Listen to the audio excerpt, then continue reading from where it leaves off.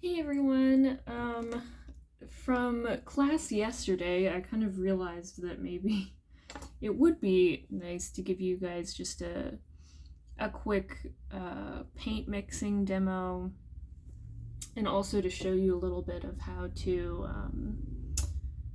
apply the paint to your swatches, um, especially in what brush to use. I recommend kind of a medium sized flat brush, something with some spring to it, and that has this nice distinct edge to it, so that you can fill in the little rectangular swatches on your scales with some really nice, just clean strokes. You can also use a filbert brush that has the same kind of springy texture to it. That would work just as well. Those tend to be nice for still making those clean lines. But yeah, so those brush shapes will be kind of the most effective for doing this assignment. And then this is also what I was talking about before, making a palette out of just an old ratty picture frame that you find at like the thrift store or something. You can just take out the mat and all that stuff and just leave the glass, and then there's a nice little frame around the glass, and you can like glue the glass in even, and makes a nice glass palette. So to the paint mixing, we're just going to mix a nice little gray here. And I'm not using as much paint because I'm just making one swatch for the demonstration. But yeah, use any palette knife that you have. The best ones are going to be a metal palette knife that's flexible and thin, so that you'll be able to maneuver it around the palette really well. But so if you're wanting to mix any color, especially with this project, you want to have your little towel handy, so that you're not, after you mix a color, you can sort of wipe off your palette knife, and then go on to mix another color, and you're not getting paint from the previous mixture into what you're mixing. But the way that you do with like a palette knife to get just a little blob of paint to mix with.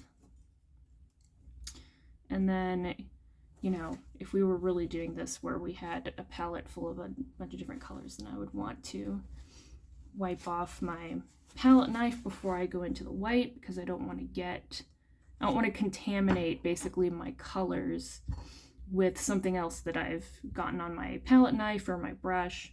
You want to try to keep your little blobs of color that come straight out of the tube. You want to keep them kind of pure, and to not get muddied by you kind of contaminating them with other colors that you've mixed. But so then we can just get our black and white together, because we're making a gray. And then you want to just kind of scoop up that mixture, and then just kind of spread it out a few times.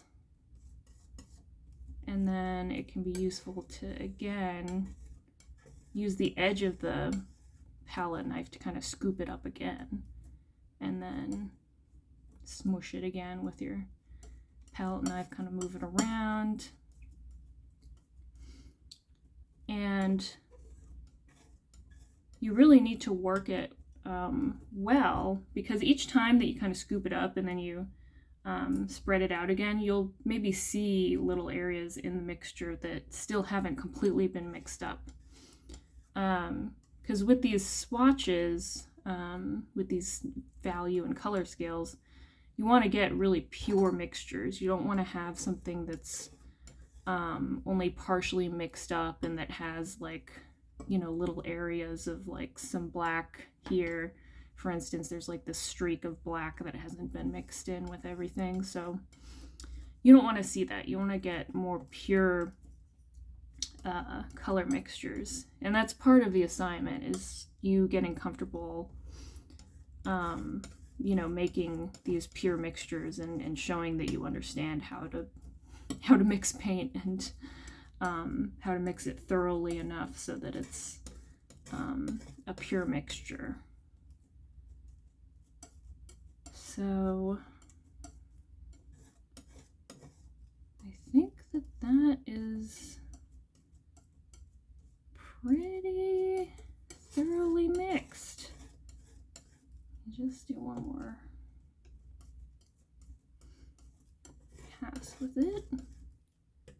We'll kind of put it to the side away from our mixing area.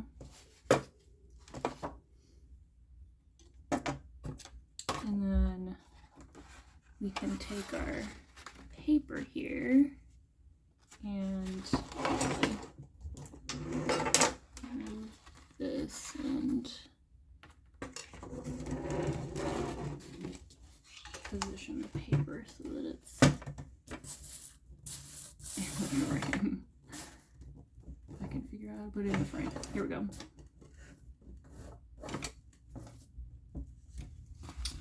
And then you want to take a clean brush. You know, you don't want any other paint to be on the brush, because again, you don't want to contaminate this wonderful mixture that you've made. And just get a good amount on your brush. You don't want to load your brush with too much paint and like glob it on too much, but this is like a good amount.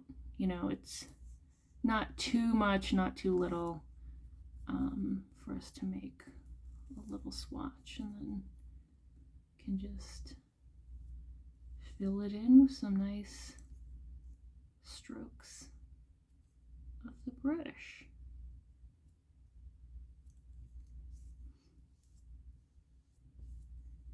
And take advantage of the edge of this flat brush to really fill in those edges really evenly.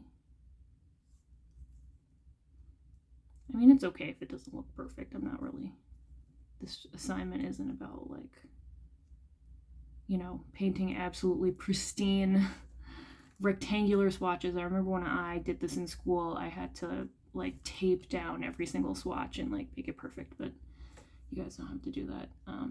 As long as it's reasonably within the lines and, you know, they're little rectangles, and the more important thing is understanding the transitions and getting those correct, and making sure that your mixtures are well mixed and pure, and you know that you got a nice opaque coverage of the paint. That too, you don't want to be adding water to the paint, because then that's going to thin down the paint to the point that it might kind of apply sort of more like a watercolor, and that's not what we want.